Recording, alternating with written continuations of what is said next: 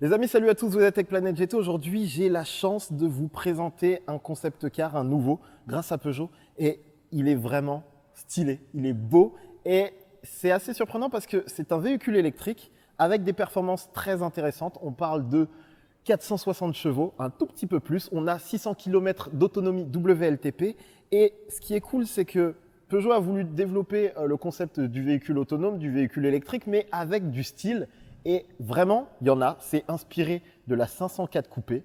Et vous allez voir qu'il y a plein d'éléments qui reprennent les codes de la 504 coupé et plein de petits détails qui font que c'est pas un concept car ennuyant à regarder. Il faut, à vrai dire, prendre le temps de l'inspecter et c'est ce qu'on va faire dans cette vidéo. On y va.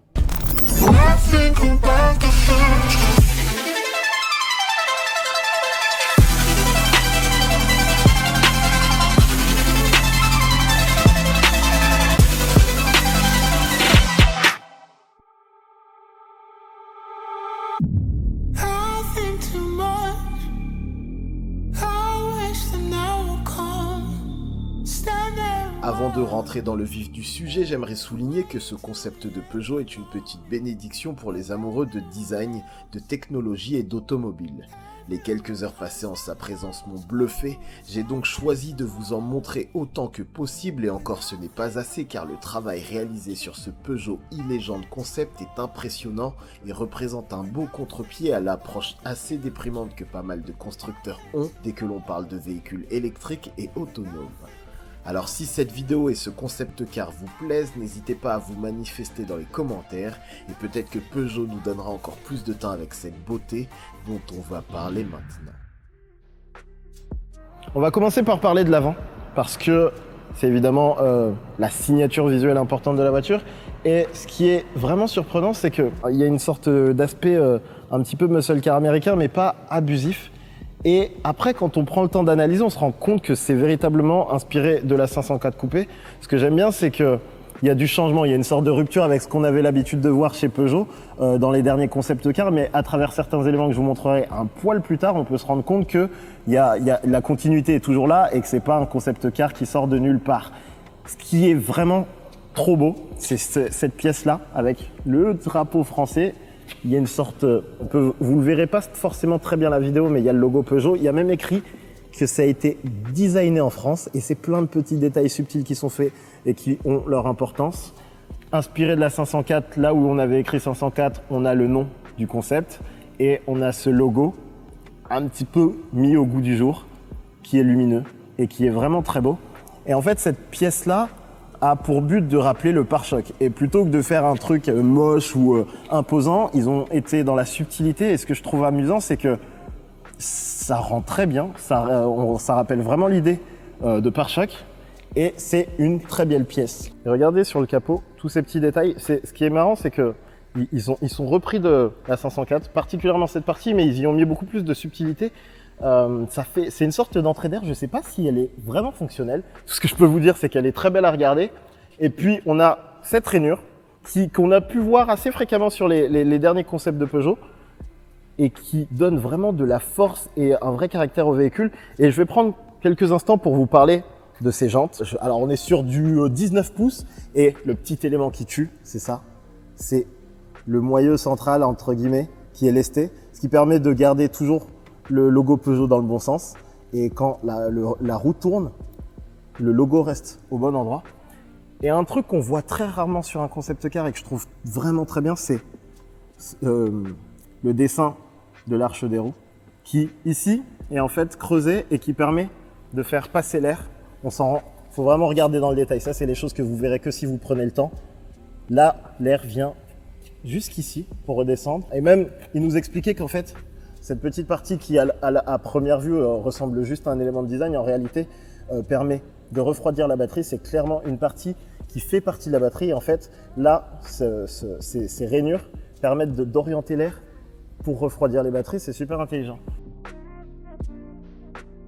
C'est ça qui est vraiment cool, en fait, c'est de prendre le profil dans son entièreté parce qu'on se rend vraiment compte que, en termes de dessin, c'est très inspiré de la 504, mais honnêtement, c'est quelque chose que je ne serais pas capable de faire, mais je trouve que cette capacité à moderniser le style et à rajouter beaucoup plus d'éléments, c'est-à-dire que si je vous mets une 504 d'époque, une 504 coupé pardon, d'époque à côté, vous allez vous rendre compte qu'il n'y a pas autant de choses à regarder sur le profil de la voiture. Et là, on a des lignes beaucoup plus tranchantes. Ils ont réussi à sculpter l'aile pour lui donner vraiment pas mal de caractère et plein de petits éléments visuels qui ont de la gueule.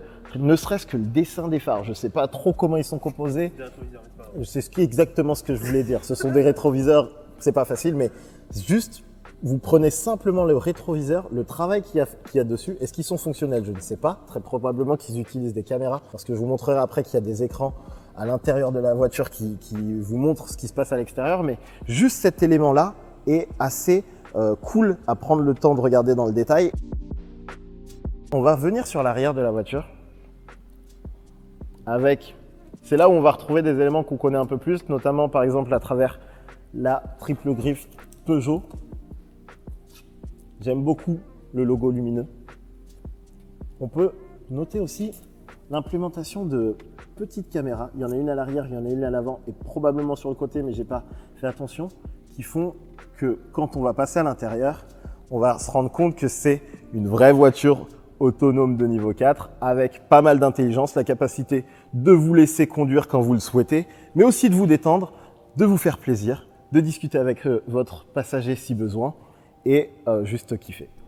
Si cette petite présentation te plaît jusqu'ici et avant de passer à l'intérieur, n'hésite pas à t'abonner car comme tu peux le voir, on fait cela avec passion et dans la description tu trouveras les liens vers les articles détaillés et plein de photos de tous les copains blogueurs qui m'ont aidé pour cette vidéo. Et là ça va être le moment assez cool, on va rentrer à l'intérieur et vous allez voir, ce qui est marrant c'est tout de suite je vous montre le petit détail qui me plaît beaucoup, c'est qu'on a un rappel de la 504 coupé mais avec un peu de modernité, il faut que je reste appuyé. Petit écran d'accueil qui affiche un joli message quand je monte dans la voiture, ça fait toujours plaisir.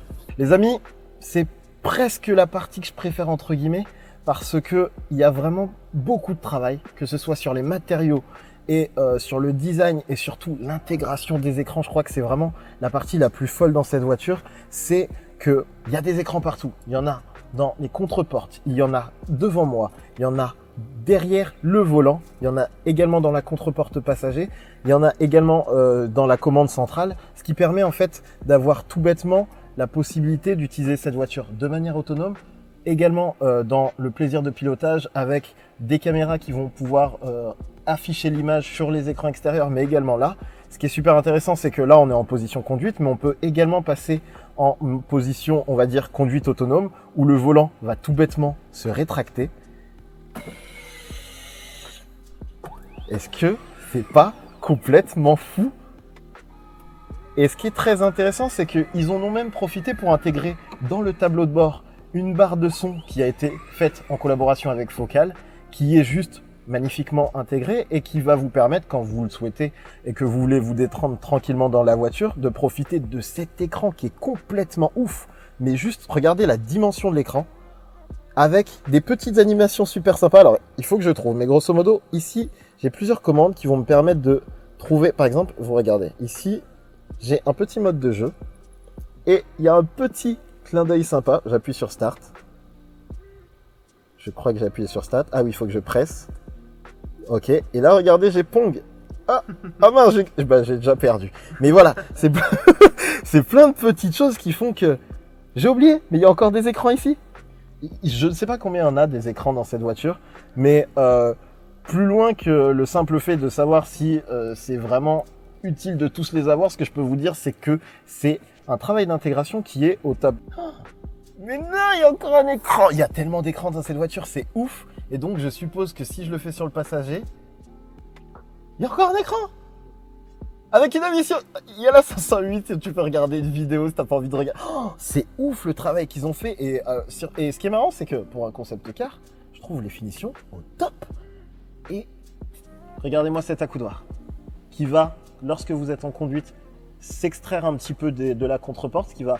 I'm sorry, but I can't handle your request right now. La demoiselle me parle. La demoiselle me parle.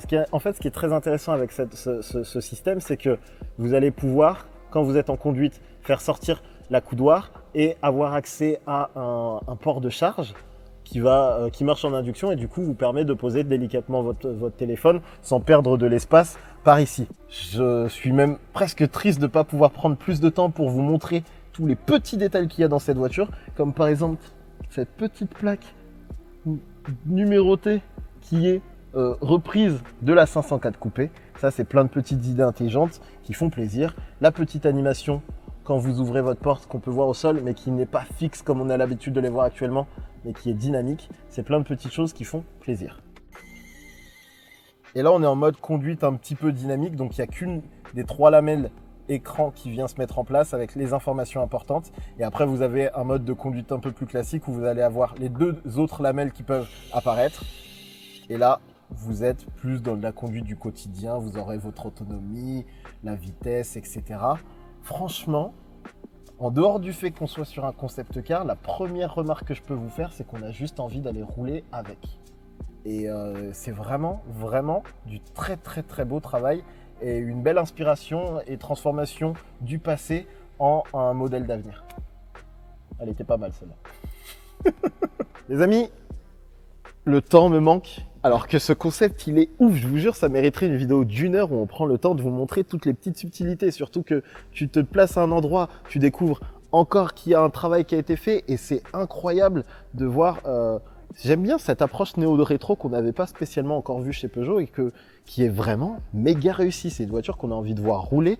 Le concept de travailler l'aspect électrique mais en donnant du style, en y mettant de la gueule, en y mettant des détails et en reprenant malgré tout tous les codes qu'on peut avoir actuellement concernant l'électrique, l'approche autonome avec la possibilité de se détendre dans sa voiture, mais également garder l'idée du plaisir de conduite, c'est quelque chose qui est assez appréciable. En termes de performance, on parle de 460 chevaux, 600 km d'autonomie, etc. Et c'est des chiffres qui sont cool, mais vraiment, moi, ce que je retiens ici, c'est l'effort de design. Et encore une fois, franchement, Peugeot fait un gros boulot à chaque fois, que ce soit sur les concept cars et aujourd'hui aussi sur les modèles de production.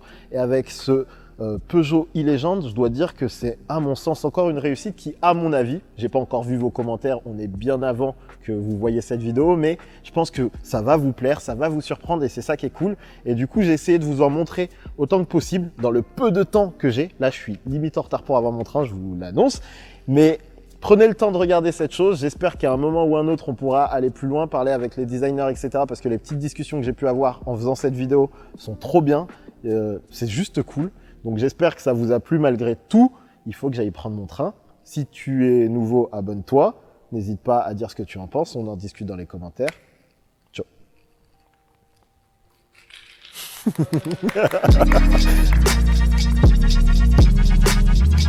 C'est marrant parce qu'on a très peu de temps pour le faire. Du coup là, ils sont en train de préparer la voiture.